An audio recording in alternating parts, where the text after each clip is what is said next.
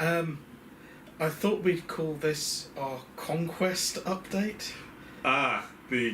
Yes, update of how we've been doing in Conquest. Yeah. All that progress that we've made. So, the more observant amongst you may have noticed that none of the miniatures on this table are Warhammer 40,000 Conquest miniatures. Yeah, and some of you may have noticed that we don't have like a pile of magazines to show you from the latest delivery. That's not quite true.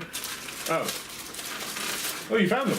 Oh no, here is the pile of magazines, or as I'm currently calling it, my pile of guilt. So much guilt. So the fact is, as I think I alluded to in the last Conquest video we did, I was starting to get a little bit tired of how much I'd painted for 40k without still not being able to field an actual 2,000 point or even close to it 40k army. Yeah, I mean, I can understand why you would feel like that. For the original target audience of Conquest, it might be a bit different, but yeah. Yeah, but the fact is we're not the real target audience of Conquest. Not really. And real talk, guys, we always kind of knew this was going to happen. There was always going to be a month or two where we fell behind. Yeah, I'm definitely in a hobby slump. I haven't really done any painting for about 2 months. Well, you have been working on the secret project. There is that, but it's just... And Steve, who does still exist... Yes, he's around. Has been wanting to play a lot of Infinity recently. We have a new miniatures shop that opened up nearby. Mm-hmm. They have a big Infinity scene. So I thought, well, whatever, I'll bust out some of the old miniatures, I'll give it another go. And then I painted all of these guys, because turns out Infinity's quite fun. And you have no impulse control. Well, I wanted to do something different, and, you know, if you want to do something different, do something different. That is fair. I called it the pile of guilt, but I don't actually feel that guilty about it, because, you know, ultimately this is something we do for fun, and if it's not fun, I'm not going to do it. Yeah, I'm still guessing it. I'm still happy that it's turning out. I'm still getting really nice models. Oh, really cheaply. I've got my backup hobby box, which will either be given to someone that I'm trying to infect the hobby upon, or it'll be I really need some paint, does my backup hobby box have it? Instead of having to walk 2 minutes to the nearest GW. Plus, you know, I say I'm not having fun with it. That's still not to say I've cancelled my subscription, because I absolutely haven't cancelled my subscription. No. I will go back to it, and I will complete the Ultramarines and the Death Guard one of these days, I'm sure. Yeah, I mean, it's as said, they've got great minis. They are fun to paint and stuff. It's just we reached the point that every hobbyist will get to, where the pile of plastic is getting bigger and bigger because your skills are going higher and higher, and you're taking more time to be happy with the results, or you couldn't paint for a week because you were ill, or other stuff happened. Yeah, and honestly, I wanted to paint some stuff for games that I could play, you know, that week or that weekend. Mm-hmm. Which is also what these guys are about. Yeah, we did we allude to it last video? I don't remember. But we picked up Warhammer Underworlds, the Night Vault starter. On a whim, really, because it was always something that just sort of interested us, or certainly me. But it was just, it was always one of those things. I was like, oh, maybe next time. Got to about Christmas, and it was just like, you know what? Let's just grab it. Let's just grab it and see what it's like. And it's honestly not that bad. It's actually quite fun. I think it was actually only 7 or 8 weeks ago that we picked it up. And yeah, we've played it quite a lot since then. Yeah. I mean, we haven't been doing full matches. We've been playing the odd round of it. But to be honest, that takes 20 minutes. And it's including setup. Yeah. So it's the kind of game you can play after getting home from work and just slap it down onto a table and have a bit of fun with it. It definitely feels like a much kinder Warhammer fans Magic the Gathering. Yeah. Because it's got that deck building aspect, but it's got a lot more tactical depth to it, and it's got a lot more interesting things that can happen. I've picked up an expansion for it in the sense of a new board that was released last week, which will change things considerably, considering how the boards are chosen. So instead of in the Corsair, you get 2 double-sided maps, and then from those 2 double-sided maps, you make one board to play on in a configuration.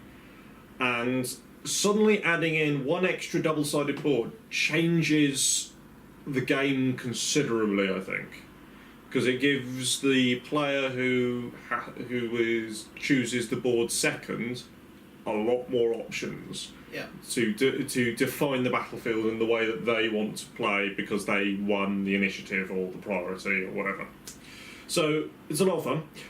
Andy Dice have transferred over. I would have thought the symbols would have confused that, but apparently not. So yeah, and I would say as well the Sigma. I want to call them Sigmarines, but they're not. Stormcast? Stormcast, that's it. The Stormcast seem to require a lot more thought than the Nighthaunt. You have a lot of synergy for your models right on their basic cards. If we would just play, if we did the basic, let's not play with our hands mission, you would still have a lot of power and synergy to go with it. But whereas my guys are all individually tough, they don't have some really cool things that your guys can do. However, the leader, Stormsire, is, with the right upgrades that you can buy throughout the game, does become the most powerful ranged unit in Underworlds at the moment. Yeah, I don't think we've played enough to say, blah, this faction's broken. Yeah. But my guys seem to be a lot more forgiving for the beginner. Yes. Which is actually something that I feel has been true in the last few major releases from Games Workshop. Mm-hmm. The bad guys seem to be the easier faction to get to grips with. Yeah, I guess. I mean, I don't know if that's going to be true in the new Stormspear. Yeah, but I think Shadowspear. But I think Shadowspear is, which is the upcoming 40k box set to be released in the same release window as the next Vigilus book, is a mid-season. I say mid-season, but it's not going to be the core set. The core set for 40k 8th edition will be Dark Imperium, and will remain to be Dark Imperium until they outright say, yeah, this is the brand new one. Stormspear will be, or Shadowspear will be similar to the Necron versus Adeptus Mechanicus box set we got last year, which introduced Armiger Warglaves. That's a really interesting box set, but definitely not a starter set. It's Games Workshop's way of doing bundles that are aggressively difficult for smaller independent stores to stock on their shelves. Fundamentally, but it also introduces yet a new aspect of Boromeo Space Marines, and is a launch pad for the new wave of chaos that's coming out. It's not a criticism. I think Shadowspear, all the miniatures in it, I really like. Mm-hmm. I know a lot of people have maybe not liked aspects of them, but I think they're all really cool. Yeah, you're never going to please everyone all of the time, but fact is though, 40k will always be on our docket, mm-hmm. but at the moment it's not the game I've wanted to be playing. That's fair. I've wanted to play Underworlds, mm-hmm. Infinity, mm-hmm. Wild West Exodus. Yep. All of those games have a few things in common, which is that they use a much smaller pool of miniatures, and they play much quicker. They do. That would be one squad in a 40k army. I was going to say, I've seen what's on your wish list, man. It's quite a large collection that you're building up. That's true, but at the same time, I mean, just before Christmas, I bought 2 of the Space Marine packs, the big holiday bundle packs. The Battle Force things, yeah. Yeah. And I got, what, £400-500 worth of miniatures for £200? Mm-hmm. So that's a pretty huge saving. Yeah. At the same time, even once I've painted all of that, it won't be the 2,000 point army I'd want to play. Mm-hmm. It would be a 2,000 point army I could play, because largely I've got the Conquest stuff to go with it as well.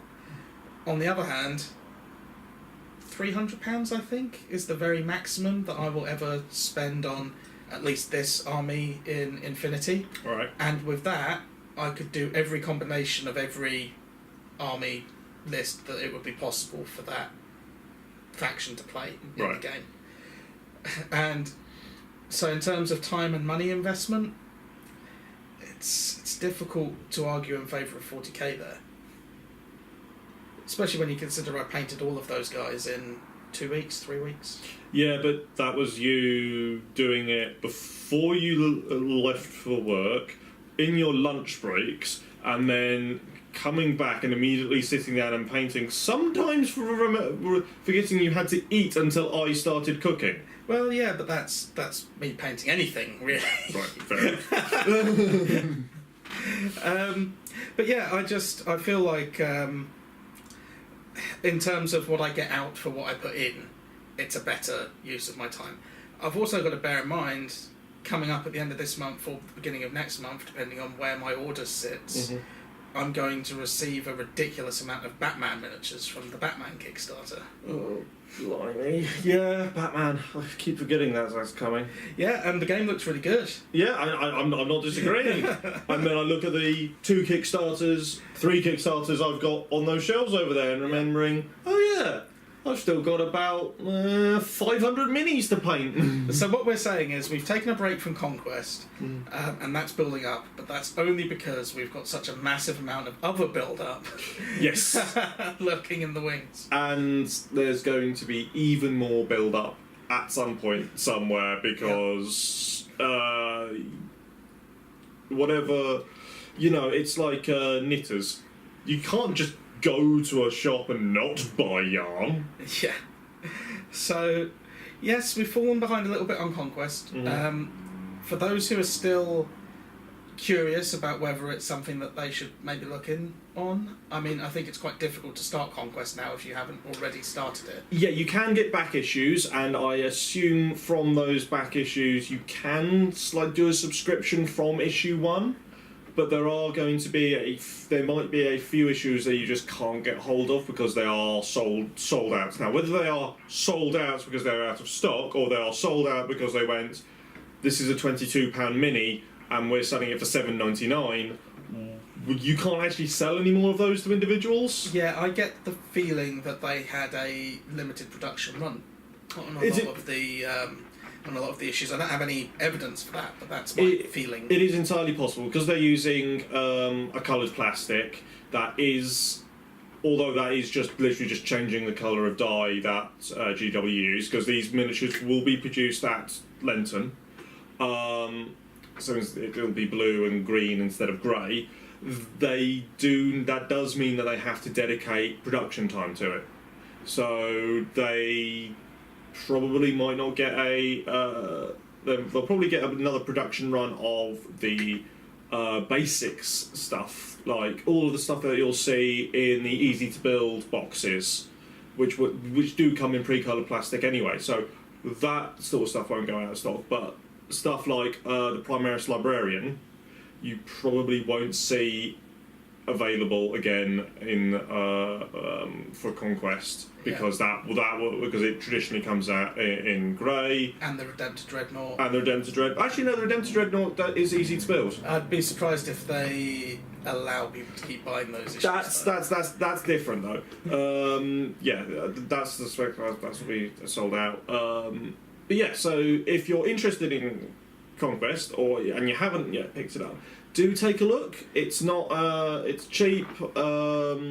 You'll get a few interesting minis or issues if regardless of what you pick up. We're still definitely in favour of Conquest. Yeah. So don't take the fact that we haven't painted any Conquest miniatures as any kind of slight against the magazine. It's just that we're hobbyists and therefore easily distracted. Yes, there are shiny things everywhere. So many shiny things. So what's coming up in the Exploding Dice calendar? So, I mean, we've got a weekend we're doing to showcase Wild West Exodus to people who haven't played it before. Yeah. I'm hoping we can get an update for that for Facebook, even if we can't get a video, because obviously we'll be showing it to a lot of people at the same time. Yeah, the camera will be around, but whether we actually get half a second to pick it up and film something, that'll be neither here nor there. We'd like to do some actual Wild West videos for the channel, I think. Yes, we really need to get around to doing that. Given that it is one of our favourite games. Yeah. I suspect that you and Steve will probably want to do an Infinity vid at some point. Yes, almost certainly. Maybe Paul. He's got some blue monkeys. Yeah. I think it's really nice that he's finally found an army that, matches his physique. But he didn't choose the amorphous blob. No, it's fine. We've also got Salute coming up. Yes. You won't unfortunately be there for Salute. No, because I forgot to double check my calendar when I was booking things, and I am going to be in the woods at a LARP event. You should have just left it in the woods. No, I'm a nerd. I'm proud of this. No, I just think I'm going to the woods. No. Anyway, but the rest of us will be there. All of the exciting games are going to be there. Yes, I don't believe we're planning to do any interviews this time because we've got quite a lot of stuff we want to rush around and do. The interviews were great fun last year. I really hope that we get to at least say hello to everyone that we spoke to last year, or at least you guys do. Yeah. But I think what we found is that whilst we had enough time to go around and do stuff, we wanted to just go and enjoy the day. I did all of my shopping at Salute last year in the last 15 minutes before the show closed. Because I was so busy rushing from one stall to another stall, figuring out where we needed to be. I don't want to do that again this year. Yeah, I mean, there's a lot. Maybe we'll take participation games. That said, it's not like the camera won't be there, probably. But it won't be anything like full on. Yeah. It won't be the same as last Unless, of course, War Cradle or TT Combat turns around and says, "Hey, it's you guys. 1 in 5 minutes." It's like, okay. But I think those are the main ones. Obviously, we've got Batman coming up. I will certainly be doing an unboxing video since it comes with, I believe, 4 boxes. Are they planning to ship it all at once, or is it the core box first? Everything at once. Yikes. Okay. Yeah, because they're a company whose games you can only buy through Kickstarter, they do the production run all at once. They send everything out all at once, and then they prepare their next Kickstarter. That's fair. I mean, I remember that's Cool Mini or not. Certainly for their Zombicide series, they understand that people want to play their games, and so whilst they could have quite easily waited until everything was ready and then sent it all out in one go, they went, you know what? Have the core box about 6 months early. Yeah. And then we'll send you all of the stretch goals. I think because they literally had everything made and ready to go, it was just as easy to do it. Yeah, so 4 boxes. I'm looking forward to that backlog. Yeah. I am not looking forward to trying to help you to paint all of that stuff. It's fine, we'll stick on some Nolan movies. Can we not? I like the Nolan movies. I'm not saying they're bad. I'm saying they're alright. Okay. Anything else you can think of? Conquest update, shiny things we've shown you, games we've played, what's coming in the future. No, I think we've got everything covered. Cool. For once. Next time, there might actually be a Conquest update with the Conquest update. Or a battle report. or something. Something. I do have a video in the pipeline. It's me painting a tank for Wild West Exodus. I hope to have that out shortly after this one, maybe. Fingers crossed if the computer doesn't explode again.